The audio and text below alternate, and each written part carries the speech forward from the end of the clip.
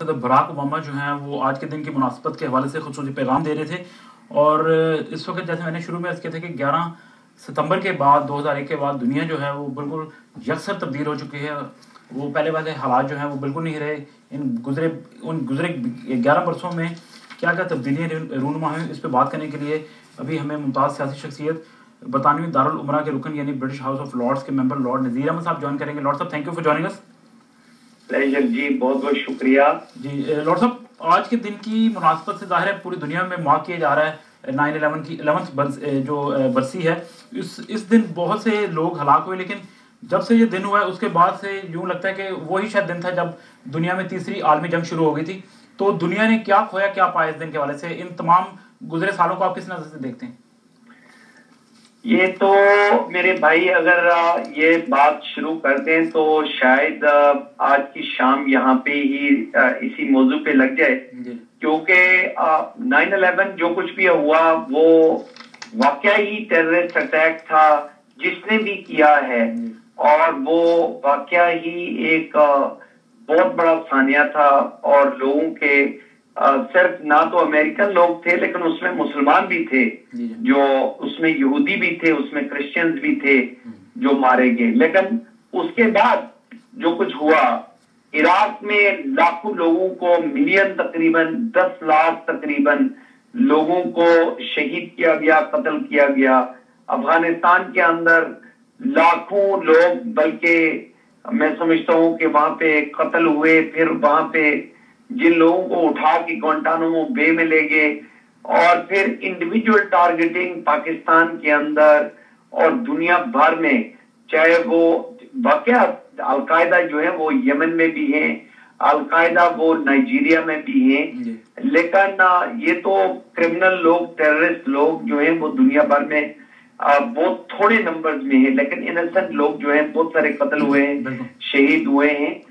ये एक तारीख का एक ऐसा तरीन वो वाकया है अमेरिका के हवाले से, क्योंकि अमेरिका ने जिस तरीके से अलकायदा एक गैर कानूनी और एक बदमाश किस्म की ऑर्गेनाइजेशन जिन्होंने जुल्म किया और लोगों को, इनोसेंट लोगों को मारा, तो अमेरिकन एडमिनिस्ट्रेशन ने भी उससे कम बदमाशी नहीं की। उन्होंने भी दुनिया भर में जाके इनोसेंट लोगों को मारा। आज भी ड्रोन अटैक्स पाकिस्तान के अंदर सिविलियंस को कत्ल कर रहे हैं, शहीद कर रहे हैं, बच्चे, माएं, बहनें हमारी जो है वो शहीद हो रही हैं।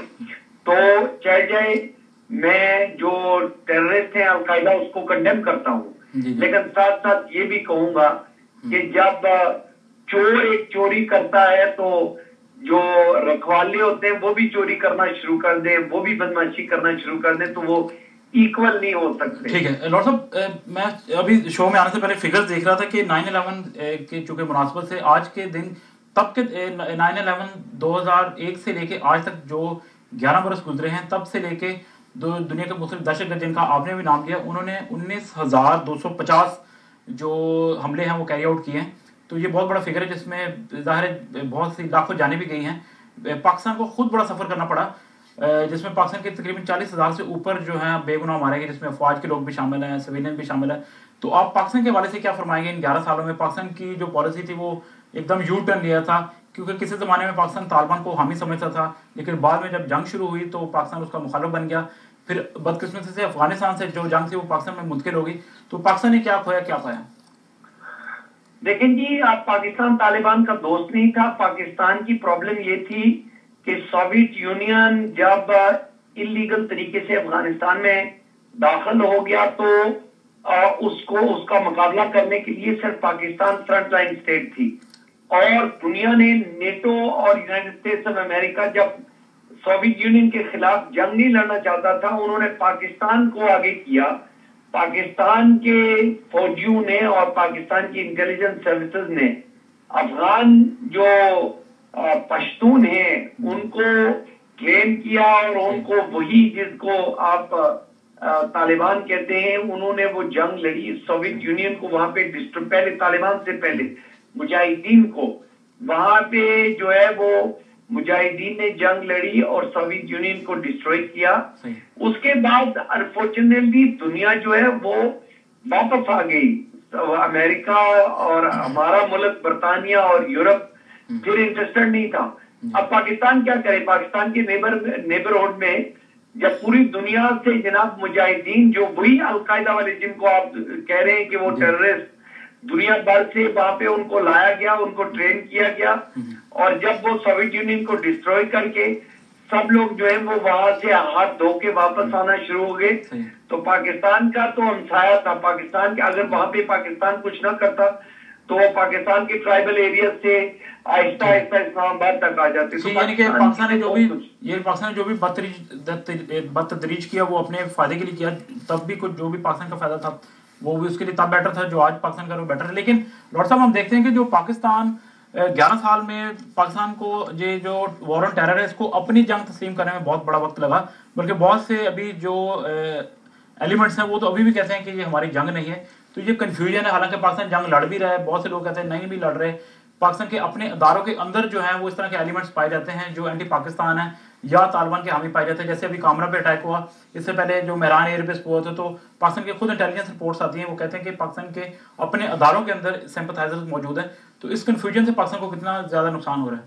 तस्कीन खान साहब, पाकिस्तान के अंदर एक तो टेररिस्ट हैं जो इंटरनेशनल टेररिस्ट अलकायदा, फिर उसके बाद तारीख तालिबान है, फिर पाकिस्तान के अंदर क्रिमिनल एलिमेंट है, लेकिन इसके अलावा जो है इंटरफियरेंस, इंटरनेशनल इंटरफियरेंस, नेबर्स की इंटरफियरेंस मौजूद है। और अगर मैं ये आपको बताऊं कि दोनों कामरा पे और जो कराची में जो हमला हुआ था, इन दोनों जगह पे 3 जो वो स्पाई प्लेन्स पाकिस्तान के जो डिस्ट्रॉय हुए हैं, ओरियन त्यारे जो थे, ओरियन जी, ओरियन जो त्यारे थे, ओरियन जी, वो त्यारे सिर्फ और सिर्फ बॉर्डर पे नजर रखने वाले थे, और ये सिर्फ और सिर्फ इसका नुकसान हिंदुस्तान को था। और यानी और कोई चीज आपकी डिस्ट्रॉय नहीं होती, सिर्फ ये 3 जहाज डिस्ट्रॉय हुए हैं। मेरी इंफॉर्मेशन के मुताबिक बहुत सारे ऐसे लोग पकड़े गए जिनकी लाशें मिली हैं, जो सामने से तो पता चलता है कि ये तालिबान और मुसलमान है, लेकिन जब उनकी बॉडीज देखी जाती हैं, सर्कमसिजन वगैरह और दूसरे उनके जो चीजें, उनकी जो डीएनए वगैरह, उससे पता चलता है कि ये ना तो पाकिस्तानी है, ना ये तालिबान है, ना ये मुसलमान है। तो इसमें एक्सटर्नल फैक्टर्स भी हैं। लेकिन एक बात आपकी जो है उससे मैं बिल्कुल 100% इत्तेफाक करता हूं कि पाकिस्तान को बहुत बड़ा नुकसान पहुंचा। दुनिया पूरी को एक तरफ 19,000 आपने फिगर दिया है, वो चाहे मैड्रिड हो, बाली हो, लंदन हो, न्यूयॉर्क हो, ये सारा एक तरफ, और पाकिस्तान का 40,000 से ज्यादा, जिसमें 5,000 पाकिस्तान के फौजी, पूरे आईएसएफ नेटो के इतने लोग जो है वो नहीं मरे जितने पाकिस्तान के फौजी शहीद हुए। तो पाकिस्तान का नुकसान बहुत बड़ा, फ्रंट लाइन स्टेट, और फिर भी ये कहा जाता है कि Pakistan needs to do more. और अब ये पाकिस्तान के ऊपर प्रेशर है कि हक्कानी ट्राइब के ऊपर हमला करे, क्योंकि उनको पता है कि हक्कानी ट्राइब पे हमला हुआ तो हक्कानी ट्राइब जो है वो इतनी फियर्स फाइटर है कि वो जनाब इस्लामाबाद तक लड़ने के लिए आ जाएंगे। बल्कि पाकिस्तान के अंदर एक तो साउथ पंजाब के तारीख तालिबान जो एक्सट्रीमिस्ट और टेररिस्ट मौजूद है, वो भी, और वो मिलके मैं समझता हूँ कि पाकिस्तान स्टेट को जो है वो खतरा पैदा होता है। तो लॉर्ड साहब फिर क्या होने वाला है अभी आने वाले दिनों या हफ्तों, महीनों या सालों में? क्योंकि बराक ओबामा साहब कह रहे हैं कि शायद 2014 में हम जंग को बिल्कुल खत्म कर देंगे, लेकिन आज पाकिस्तान को देखें या पाकिस्तान के नेबर्स को देखें तो वहां तो जंग खत्म होती नजर नहीं आ रही। तो ये क्या वो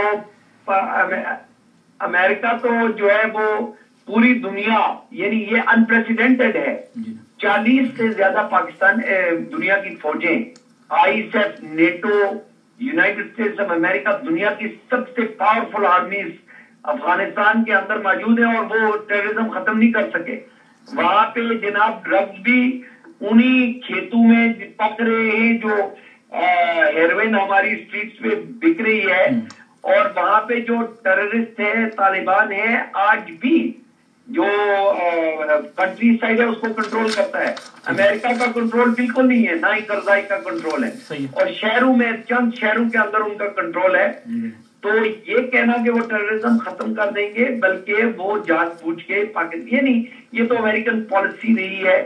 कभी वियतनाम में वो लूज जंग जो हार जाते हैं तो वो कंबोडिया को ब्लेम करते हैं, कभी वो सोमालिया में आ जाते हैं तो किसी और को करते हैं, इराक में आते हैं तो सीरिया को ब्लेम करते हैं, अब वो अफगानिस्तान में आ जाएंगे तो पाकिस्तान को ब्लेम करेंगे। ये इनकी पुरानी आदत है, कोई नई बात नहीं है। ठीक है। अच्छा लॉर्ड साहब, इस टॉपिक से अलावा बिफोर यू गो, मैं आपसे चाहता हूँ कि आपने एक बड़ा मशहूर जमाना केस, मैं थोड़ी सी हट के बात करना चाहता हूँ कि रिमशा का केस शायद फॉलो किया होगा पिछले दिनों में, जो पाकिस्तान की, ठीक है जी।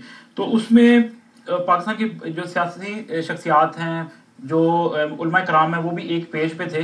तो आपने देखा कि हम सब की या आप सब की एफर्ट्स की वजह से उस बच्ची को इंसाफ मिला, पाकिस्तान को इंसाफ मिला है। पाकिस्तान में अकलीतों का जो माइनॉरिटीज का जो एतमाद वो बढ़ा है। तो मैं चाहता था कि आप इस पर कमेंट करें कि अब कितना जरूरी है कि आसिया बीबी या जो पुराने केसेस हैं उनको रिव्यू किया जाए, और पाकिस्तान के जो ब्लास्फेमी लॉज हैं अब उनको भी बड़े यानी कि खुले दिल के साथ तस्लीम किया जाए कि इनमें तब्दीली की जरूरत है।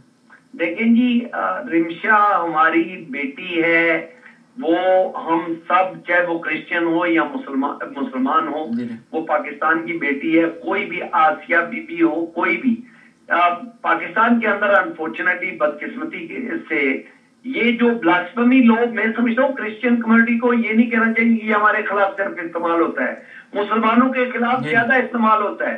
जो कानून के लोगों के खिलाफ अब्यूज होता है उसको रिव्यू करना चाहिए, उसको चेंज करना चाहिए। मैंने पहले भी कहा है, देखे कोई भी, मैं समझता हूं कि चाहे वो हमारे ईसाई बहन भाई हो या कोई मुसलमान, वो नबी अकरम सल्लल्लाहु अलैहि वसल्लम की तौहीन नहीं कर सकते, ना ही कोई ईसा इस्लाम की तौहीन कर सकता है, ना ही मूसा इस्लाम की तौहीन कर सकता है। लेकिन ये सिर्फ और सिर्फ चंद हज़रात हैं जो इस किस्म के कानून को अपने पर्सनल मामलात में वो यूज करते हैं, और हमने देखा है इस केस में भी बिल्कुल ये जैसे एक्सपोज हो गया कारी जदून की चिश्ती की सूरत में। तो आखिर में फरमाएं कि फिर आप आसिया की कंपेन करेंगे अब, क्योंकि बहुत से दोस्तों की ख्वाहिश है कि आप उनकी आवाज भी उठाएं प्लीज। देखें जी, मैं आवाज बहुत सारी आवाजें उठाता हूँ, लेकिन बहुत सारे ऐसे मामला भी होते हैं जो प्राइवेटली इस पर होते हैं बजाय इसके कि कंपेन, क्योंकि पाकिस्तान के अंदर सेंसिटिविटीज भी मौजूद है, पाकिस्तान के अंदर एक्सट्रीमिस्ट भी मौजूद है। और जो चीज बत्ती साहब के साथ हुई और आपको पता है कि गवर्नर साहब के साथ हुई, ये ना हो कि कल लॉर्ड नजीर के साथ भी हुई हो।